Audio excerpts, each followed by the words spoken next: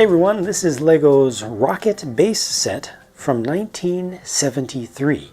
Now to put that into perspective, that's 5 years or a half a decade before the beginning of the famous classic Space series. However, this was not LEGO's first space-related set, it was the second. The first one was a rocket set that came out almost a decade before this. Now this set right here is quite very used, and most of the parts are actually period appropriate, which is great to see and great to experience, and overall it's in really good condition. For its age, especially considering the fact that this was long before the beginning of minifigures, it was quite nice, in my opinion. To give you an idea of the scale, there's a minifigure. So I figure, if minifigures were about half as large as they are, then they would be playable with this thing. Now this came with a very generous base plate, which had white markings on top of the studs that began the build, so you didn't need to count studs to figure out where to place pieces. And once you had the initial pieces down, everything else kind of fell into place pretty easily, and the instructions were straightforward. This comes with, or is built with, a number of separate modules or separate parts. We'll look at this truck a little bit later on just by itself. More importantly, of course, you have the launch platform here, the support gantry. You've got a little, little service shop. You could consider that to be mission control if you want to. And then you have the rocket, but the rocket itself is on a moving platform. This actually is able to slide back and forth on these tracks. They're old tracks, which are actually compatible with today's tracks. They're just separate, but that's able to slide around. Let me pull the rocket off. I haven't attached it to the base fully, but this has just a little truck, a little dolly slider thing that moves around, just made with a handful of pieces that fit right down in there and allow kids, or allowed kids, to have a little extra fun of getting set up for a mission. You know, it's not just about launching and leaving all this cool stuff that you have here. It's also about imagining the whole setup and getting your astronauts actually transported to the launch pad, presumably in the back of this thing, getting them up on the command module of this rocket, wherever that would be, and then moving this over, having all your radio communications back and forth, checking the radar dish is able to spin around. You've got a tall antenna here, you've got an antenna up on the top, you've got what looks like a fuel tank set up, and it's got piping that goes up this thing, so you would assume that there would be fueling that would go on before your mission. With sufficient imagination, I just think there was a lot that a kid could do with what's included in this set. The only thing that I really feel is missing from this is some sort of stand-in for people. I feel like they could have included maybe just a couple of extra 1x1 white cylinders, like these ones that are used over here, and of course you could just leave some out from this antenna build if you wanted to. But then just for each spare one, include also a little 1x1 plate to put on top to represent a head, maybe in yellow or in black or something to represent a visor, maybe a couple of plates so you could set up more of a visor sort of look. Then kids really could have, moved those things around, moved them out to here. If one side of this building was left open, that would have been good, but you can always just remove the roof of this. But you've got stairs there, so you want to be able to move something upstairs. So I think that this would work best for kids if they left just a handful of the parts out of the build itself to use those to represent actual people. The rocket itself is the simplest part of the build, given that it has a whole lot of repetition with the old macaroni pieces, which have to be carefully staggered 90 degrees away from, or 45 degrees away from each other as you go up from tier to tier. But they do hold themselves together decently well. These are older parts, but they hold together decently well.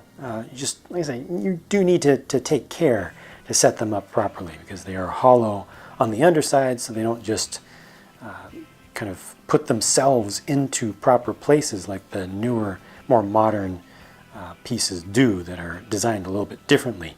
I think a couple of these cylinders, yeah, there's one right there, that's of a different age, slightly older than the others, but it doesn't really matter. I think the lower part is designed pretty nicely. There's nothing really that you could do to put anything inside of this. It has the escape module up on top, which you can break off when it's time, but it's not set up with stages or anything. There is hollow space inside of this cone, but this cone is pretty important to the structure. I wouldn't recommend taking that apart for kids unless they're extra careful, because you'll end up pulling some of the macaroni pieces apart as well. I appreciate the inclusion of the black markers in there also to kind of break it up so it's not just a big white tube. And if you want to, you could just push the base down with all the little rocket engines at the bottom. Push it down just a little bit to make it basically stay and hold on to the plate a little bit.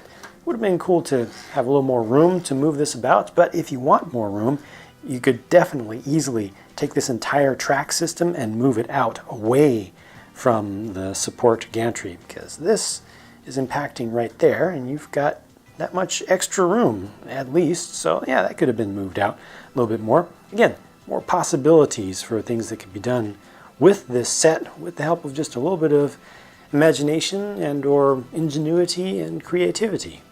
The truck actually looks kind of cool to me, even though it's very simple and very blocky. I like the look of it. Those are printed pieces, of course, no stickers at the time. This was considered to be a legal technique at the time. I guess they didn't have much of a concept of illegal techniques at all. As long as it worked, they would do it. But it looks like they're kind of slowly bringing that back into the realm of possibility for designers. This antenna piece back here was like gold. Just a very valuable piece. Even to this day, you find a pretty high cost on these in really good shape. They consider this to be the milky white color, and it would bend easily. It's not made of ABS. I think it's something more like a nylon blend, or I'm not sure exactly what type of material it is, but it's flexible. But if you flex it too much, it will permanently crease and start to come apart.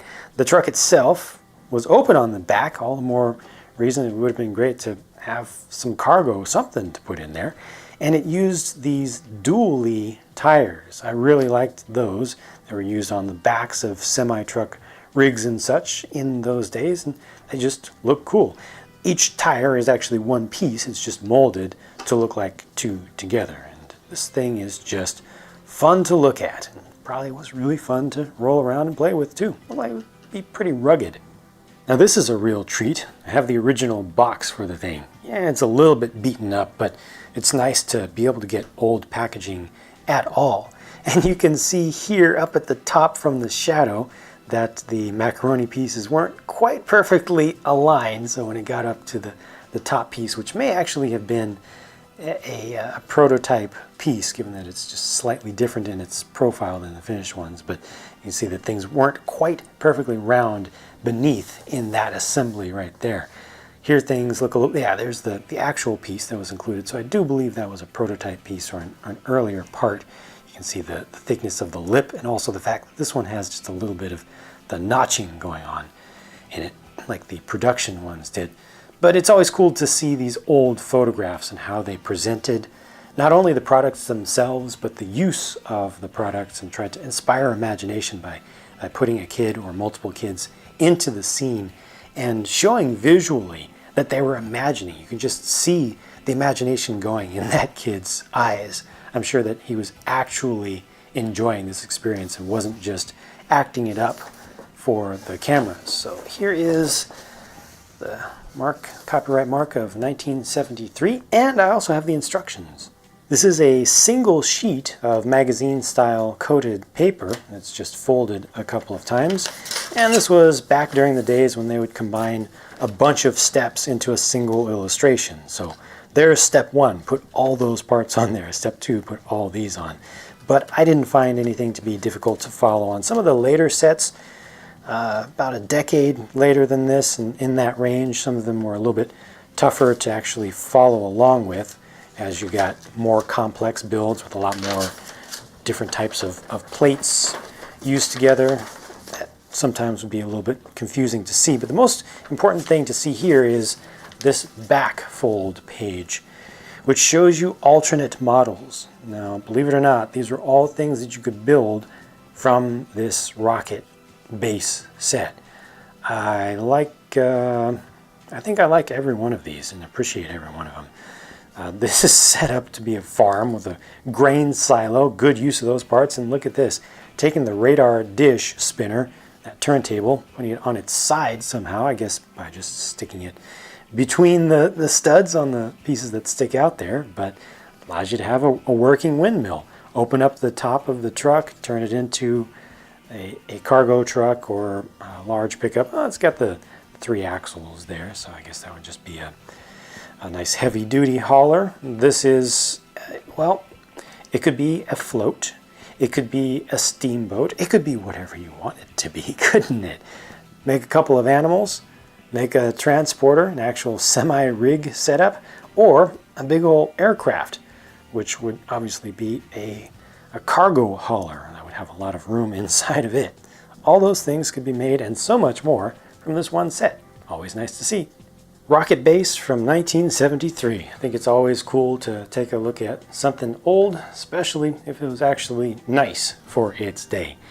If you have any thoughts about this that you would like to share with myself and more importantly the rest of the viewers, please do feel free to leave a comment down below. Thanks much for watching, and I'll talk to you again soon.